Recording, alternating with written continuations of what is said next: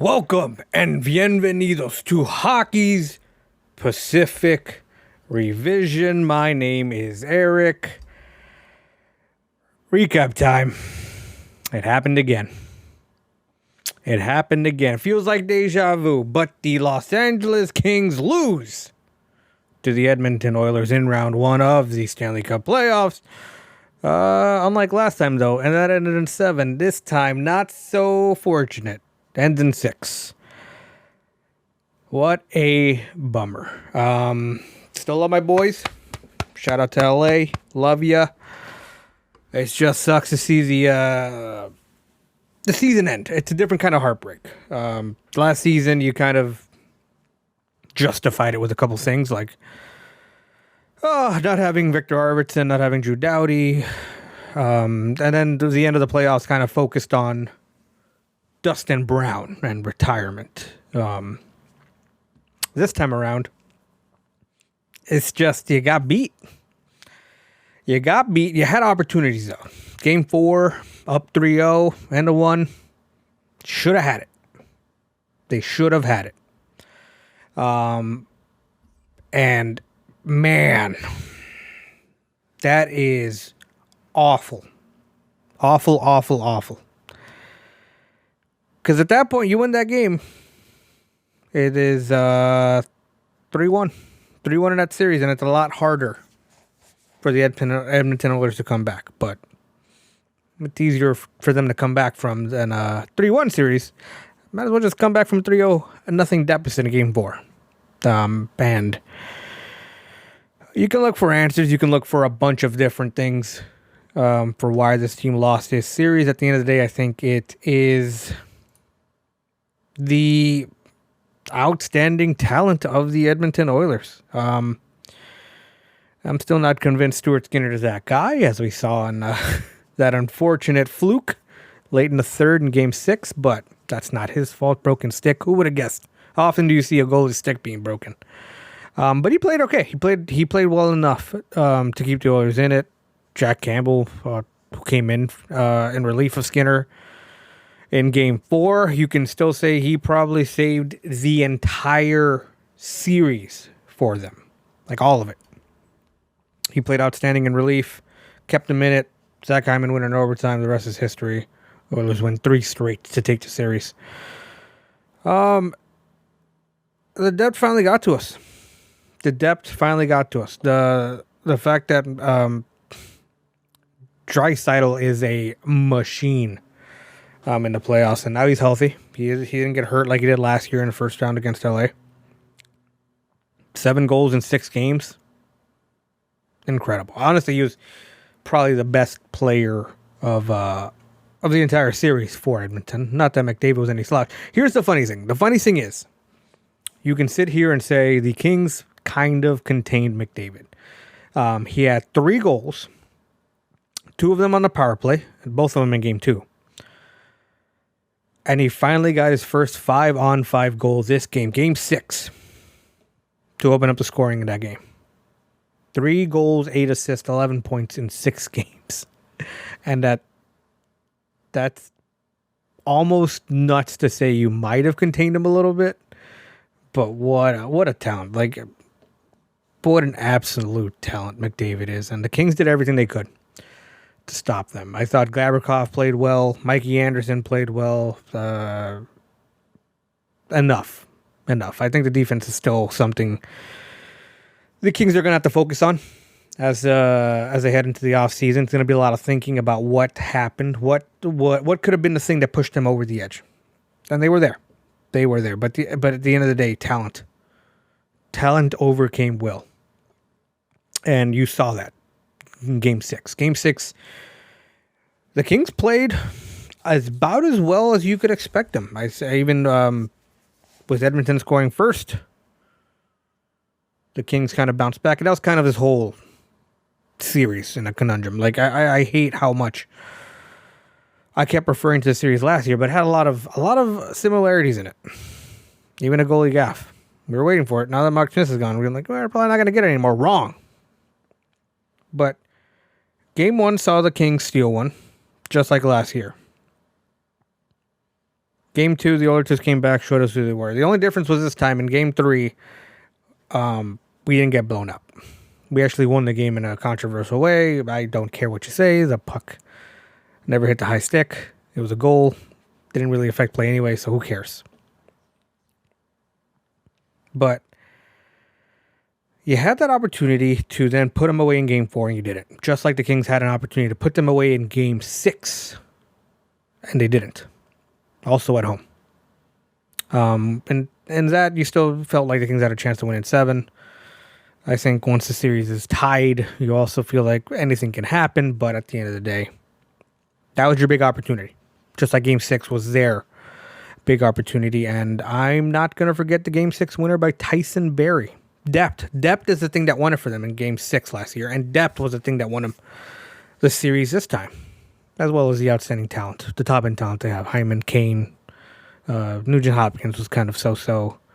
McDavid and Draisaitl speak for themselves, but this was all about depth. Klim Kostin, 2 goals. Kailer Yamamoto, the winner.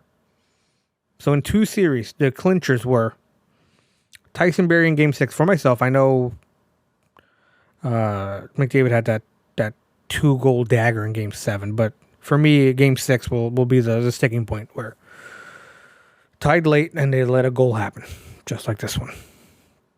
So in both series, you have Tyson Barrie and Kailer Yamamoto be the deciding factors of the series, the clinching factors for me. Klim Kostin played great. Nick Bjugstad, the story of Game 5, and how kind of outstanding he was. Scored a goal in that one as well. So, the power play for the Edmonton Oilers. The Kings had no answer. I believe they went 8 for 14 or 9 for 14, 9 for 15. Stupid. You're not going to win a playoff series if your penalty kill is hovering around 35%, which is what the Edmonton power play was hovering over this historic year where they had the best power play in league history. The Oilers are good. I think there's a lot of stigma they still have to shake off even after their run into Western Conference Finals with, hashtag here comes the Oilers and them letting down McDavid time and time again, but they're good. I'm not sure what is also turning key points in games 3 and 4 was them going 11-7, which allowed them to double shift McDavid and Draisaitl, and that's tough. I don't know if they can do that. 3 more rounds. It'll be interesting to see what they do if Matthias Janmark, who only played in Game 1 after getting hurt, he might be able to return against Vegas. We'll see. I don't know how much gas in the tank you guys have, but if anyone has unlimited energy, it's McDavid and Draisaitl. They looked lethal any time of the game. Also putting them together. They put them together a lot more often once they trailed in the series, and it kind of worked for them. There was no answer for them, as exampled by Draisaitl's 7 goals in 6 games and Connor McDavid's 11 points in those 6 games as well. Almost 2 points per game. Insane. But now, it's a little bittersweet. Kings had a great season. A lot of highlights. We had the Johnny Quick trade, which sucked and kind of, began again another end of an era type situation. But without that trade, I don't think the Kings are in the same position to be as hard. I think people are going to look at Korpisalo's last few games, giving up 4 and getting pulled in Game 5, giving up 5 this game, giving up 5 in Game 4. Not great goals allowed averages where you're averaging 4 and 5 goals allowed, but I do think a lot of those goals are the product of the Edmonton Oilers just having a great offense. There's not much you can do. The defense could be better for the Kings. Their penalty kill can certainly be better. I don't know how you put that on Korpisalo. I hope he's back. I hope they resign him and Gavrikov to decent deals, and we can kind of continue with what we got here. But it's a bitter end to the season. It's a lot harder of a pill to swallow than last year. Last year, you had no right. You felt like you had no right to be in a 7-game series against the Oilers. but you were. And you were close. And that's the thing that stung most. And again, you were close. 3-0 lead. 2-1 series lead. Just 40 more minutes. And you had a 3-1 series lead. But instead, you lose in 6. You lose in 6. 3 straight losses. Hurts. Hurts because it felt like the Oilers adjusted. And the Kings finally played their best game. I think for a full 60. And they still gave up 5 goals. They had finally had over 40 shots in the game. And they still lost. But, man, it's part of the rebuild. They're a better team. It just sucks is the way the playoff structure is. They had over 100 points in the season. If it was 1-8, maybe it's a different matchup they get. Changes a thing, but there's a lot of good teams in the Western Conference. And they're 2 years out from the rebuild. Last year was the first step. They made the playoffs when no one expected them to. This year they had more expectations, struggled with it, did some changes, some necessary additions to the team, and they set a franchise record 12 straight games with a point, beating the 2012 Cup winning team in that regard. So there's a lot of hope. Byfield took another step this season. It's going to be interesting to see where he's at. You still have a lot of young core. Brent Clark, come on down, baby. Solidify that right side. Kaliev, I hope he takes another step forward this playoffs. Shame we didn't see him more. I know he got sick, and then just lost his position, I guess. Okay, Velarde, big step forward. Going to be interesting to see what kind of contract he gets because he signed a 1-year deal last season. We'll see. I'm excited to see what the rest of the playoffs is. I get to piggyback off Miguel. Now he gets to put up with McDavid and Draisaitl. So I don't know. I'll stop rambling. I wanted to get I wanted to wait for Miguel, but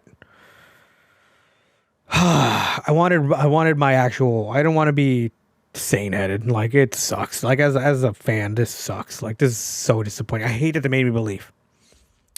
Going into this game, I was willing to accept the outcome for whatever it was, and they made me believe. You were there. We tied it in the third, off a mistake. And he's like, maybe this team can stay alive, but the Oilers find a way to keep the Kings in bay. The Kings fought all season, never gave up, but at the end of the day, it was too late, and the other team was just better. So we'll see. I'm interested to see how Vegas matches up with the Oilers, but I don't know if anyone can give a proper prediction because these are two different stylistic teams, and I don't know. I think the Kings have a better defense than the Knights, but the Knights might be a well more rounded, adjusted team, especially as with Jack Eichel and Mark Stone on the front end. So we'll see. The depth is what killed them against Winnipeg. That's what got them there.